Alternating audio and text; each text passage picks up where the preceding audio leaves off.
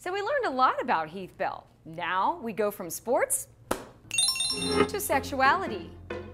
Whoa! What happened? We're going to talk with our intimacy expert on how to spice it up in the sack. But first, the answers to the question of the day. Do you kiss on the first date? Well, I guess that all depends on how well the date's going. I only kiss on the first date only if I like him. Unfortunately, yes, I do kiss on the first date because I like to kiss. I do every time because it always goes well. All depends on the circumstances. If there's chemistry, absolutely. I don't know. It depends on the individual. I think it could be spontaneous. Intimacy. We talk about it all the time, but how many of us really live it? It can take on all kinds of different forms, but how do you make intimacy last and grow in a relationship? Well, that's just one question. Here's yours. I want to know, do men want more sex than women, and why? I want to know, why don't guys like to cuddle? Why is it so easy for guys to just sleep with random girls without having feelings involved? What did they do that men do before Viagra and Levitra and all those other drugs? Are you really satisfied? Okay, we are back. We are talking about sex. We are talking about intimacy. This is Dr. Jen Gonzalez, who is an intimacy expert. And Dr. Jen, where are we and why are we here? We're here at Mankind and we're going to be doing some exploring. Exploring why? Why? What is the deal? Well, a lot of times in a wellness survey, a national wellness survey that came out, found out that women ranked sex number 7, below eating healthy, below even how much water they're drinking a day? Yeah, absolutely. Jeez. Okay, so we're gonna learn how to spice it up, yeah? Absolutely, because a lot of times sex can become a chore on the to-do list, and so basically if you can lighten it up, if you can add some fun to it, and if you can start bringing exploration into the bedroom, you can shift things around. Okay, so let's explore mankind. I like that. You can exploration into the bedroom.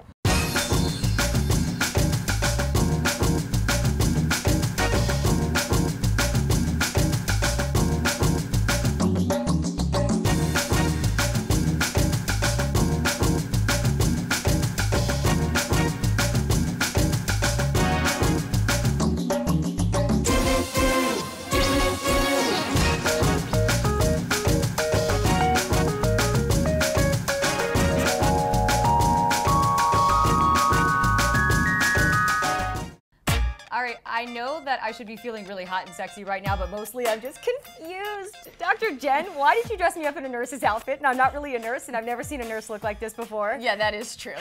But it's all about fantasy and role-playing. Okay, so what is that? What is role play? Well, what it comes down to is that when we're with a partner for a long time, we know them so well, and sex can become pretty scripted. You know exactly what you're going to do. It plays out the same way, and so it becomes kind of boring. When you bring in fantasy and role playing, you get to branch out where you get to see your partner in a new light. Like, they're not the same person you know intimately. Okay, and is that healthy? I mean, I think a lot of women would probably say, yeah, I want my husband to make love to me, not some nurse that he doesn't even know. Well, I think if both people are agreeing to it and consenting to it, you know, then it's healthy in that way. And also, it gives us permission to not be who we are in our everyday life. And so when we get permission, particularly as women, we can learn that we need to be good girls. Well, so when you can learn that you can be a good girl but still dress as the naughty nurse with the fishnets and the boots and the whole outfit, it gives both partners permission to break out of their sort of comfort zone, the box that's kind of keeping them constrained where things can get boring. I'm totally following you. Okay, so let's go. What are we going to see next? Jen just said priming the pump. Okay, Dr. Jen, what does priming the pump mean? This is a great concept. I talk about this a lot with couples that I work with, because one, you know, will come home, or at the end of the day they crawl into bed and they're like ready to go for sex, and the other one's like, dude, I'm tired, I'm stressed, I took care of the kids, I worked all day, I cleaned the house, whatever, and they're in their heads and they're not in their bodies. And priming the pump is a way of making somebody feel cared for and back into their bodies, not in their heads. Getting them warmed up. Yeah, absolutely, yeah. Okay, so some ideas to kind of work that. Right, because I talk about sensuality all the time, is that's how we get out of our heads and we pay attention to our 5 senses, so we're in our body and enjoying pleasure with them. And this is a perfect example. This is body frosting here. Like, this one even comes with 3 different flavors. So basically it's chocolate body frosting. You take this paintbrush and you can paint it on yourself, indicating where you want to be licked. You can paint it on your partner and lick it off of them. And so you're tapping into your feeling, you're tapping into taste, smell, really getting, again, out of your head and into your body, you know, and being able to connect with your partner that way. And that's the whole point. It's not about the actual sex act. It's just the chilling out from the day. Absolutely, making that transition, yeah. And particularly for women, this comes up a lot in my practice because women, we're multitasking a lot of times. Like that's how our brains work, and we have a lot of priorities, and we're taking care of other people. And so for women to be able to sit back and feel like they're being nurtured and cared for, and that they're present in their body and can enjoy that, that's huge for priming the pump. You've got some other ideas for some other... Oh yeah, I got a lot more. All right, let's go check them out.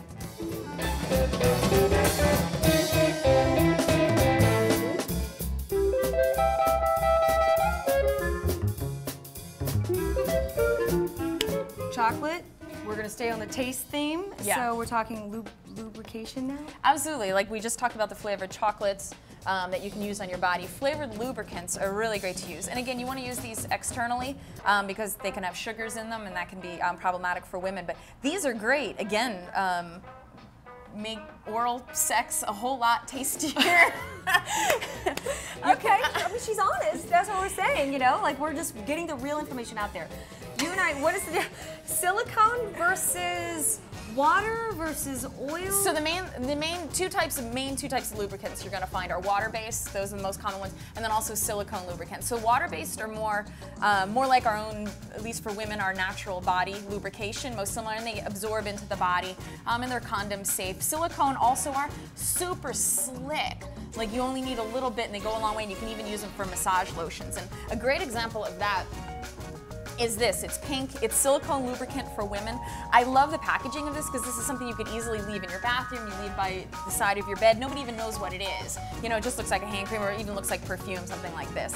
You said that though the silicone, it can be so good that it actually could make things too slippery. And well, sometimes, yeah, because friction's actually important. I mean, lubricant's huge because if we don't have lubricant and there's too much friction, it's tearing, it hurts, it's not good. So you definitely either need your own natural lubrication or additional lubrication.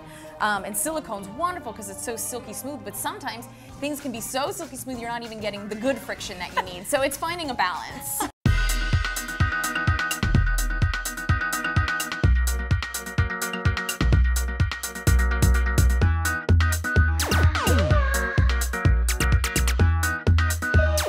So, eroticism, what is that, and how is it different than the other stuff we've been talking about? Well, everything we're talking about is eroticism, is how to make things more erotic in a new, fun way. And videos are a good example of that. Watching erotica together, reading books together, it's a way of, again, tapping into new senses, you're sharing it with your partner, you're either visually stimulated, you're mentally stimulated, and it can give you ideas of new things to try out.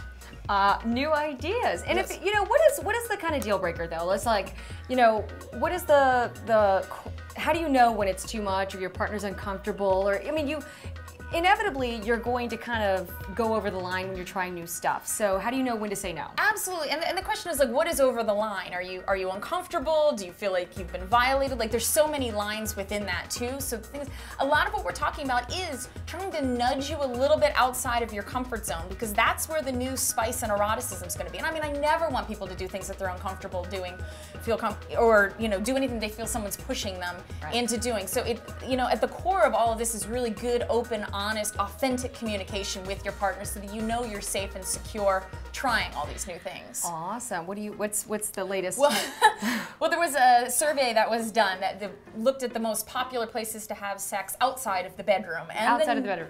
Outside of the bedroom. Where would it be? By the pool. Good one. Outdoors, actually. Number 8 was in a tent outside. Number 7's at a park. Number 5 is in the woods. And number 1, which is why I have our little friend here, is in the shower or bathtub. And so this is actually a vibrating rubber ducky. Rubber ducky, you're the one. You literally are the one, rubber ducky. Okay, well, I tell you what. This conversation, Dr. Jen, is just getting started. Yes, it is.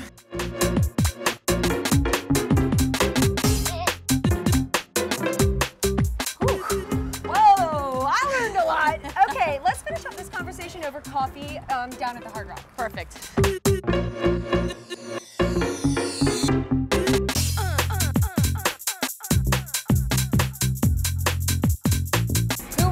connects more, men or women? Literally, like from in utero, men and women's brains get structured differently because of being, you know, flooded with testosterone versus being flooded with estrogen, and then how that plays out in adolescence and throughout the whole lifetime. It does play out differently.